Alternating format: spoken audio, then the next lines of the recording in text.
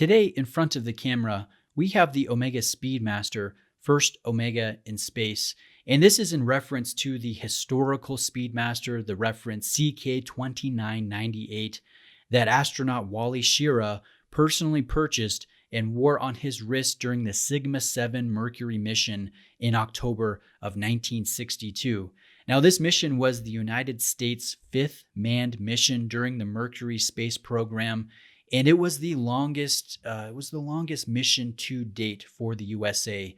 The entire mission took roughly a little over 9 hours, and Wally completed 6 different orbits of the Earth while wearing his Speedmaster. So this modern first Omega in space is paying homage or tribute to that original 2998 reference. And you guys will notice it's a little bit different stylistically or visually from the classic moon watch that we know today. Now, I'm wearing my own sapphire sandwich, which is one of my favorite watches. I think the Speedmaster is such a classic piece. It's so versatile and comfortable. It has amazing history, and I'm a big fan of the Speedmaster. And this first Omega in space, I think this will appeal to those of you that have smaller wrists or perhaps smaller sport watch preferences. You just can't quite pull off the larger, more bulky, lyre-style lug of the Hesalite Moonwatch or the Sapphire Sandwich. You want something a bit more diminutive and slender on wrist, or maybe you enjoy space history and you want something a bit more rare when it comes to historical references, and I think this will fit the bill. So this is a numbered edition, and if you turn the watch over and look at the case back, you guys can see this one is in the 14,000s. I don't know the official production numbers from Omega, but I'm guessing they made around 15,000 over the years. And so this is on the tail end of the production. It has recently been officially discontinued by Omega. So if you're shopping for one, I think now's the time before they become unavailable at retail price. And the authorized dealer that lent this in for presentation, which is Exquisite Timepieces, they're the AD that I bought my Sapphire Sandwich. They stocked up on this when they got word that it was discontinued. So they have some back stock.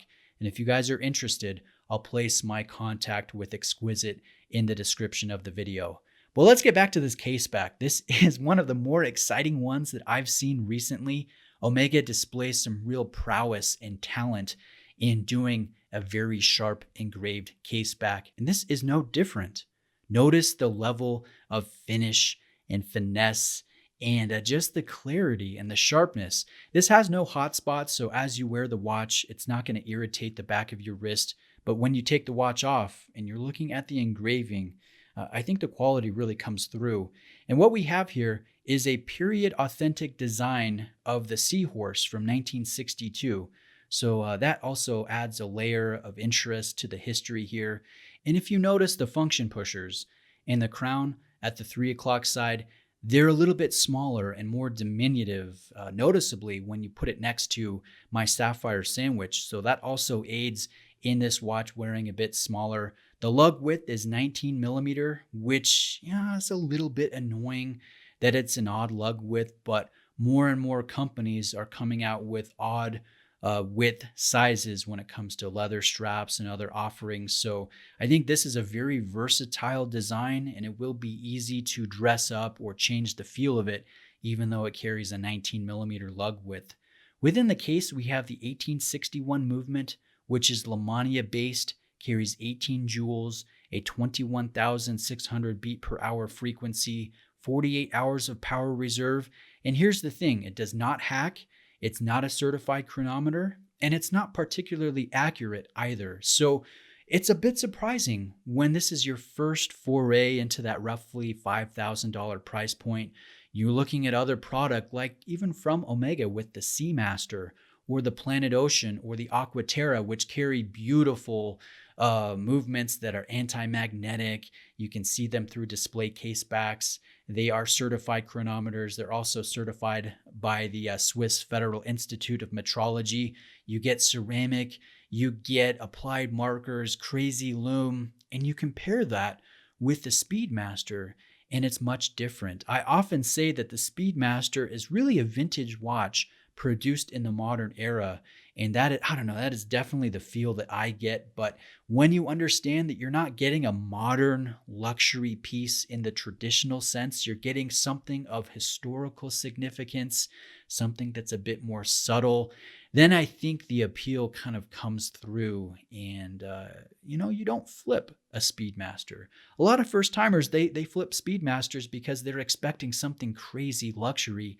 And that's not the feel of a Speedmaster, in my opinion. So that's present here with this first Omega in space. And let's talk a few differences as we wrap up the video. So if you look below the 12 o'clock position for the branding, we have an applied badge, the Omega badge, which is very nice to see. On my own Sapphire sandwich, that's all printed.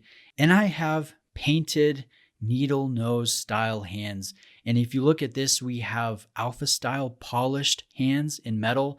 And if you look at the sub-seconds at the 9 o'clock side, you'll notice a polished alpha style hand in miniature there, which is nice to see. If you look at the other sub-registers, those have the coated needle style hands like my version. So there is a few visual differences.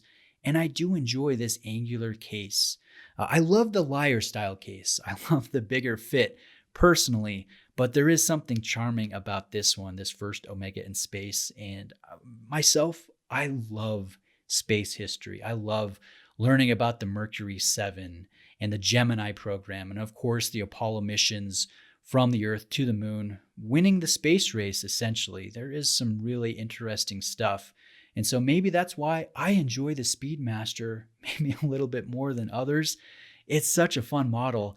And this first Omega in space is a nice offering, especially for those of you that want a smaller wearing Speedmaster. You just can't pull off the 42mm version or the larger 44mm version of the Dark Side of the Moon or some of the other coaxial references.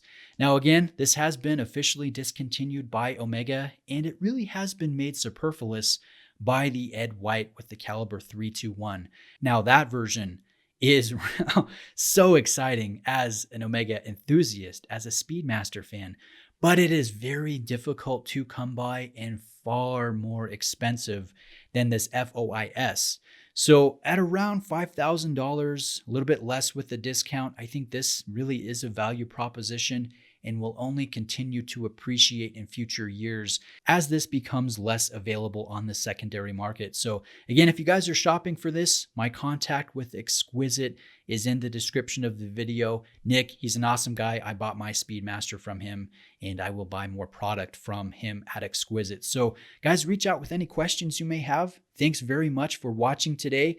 I hope you guys have a great day, and I'll see you in the next video.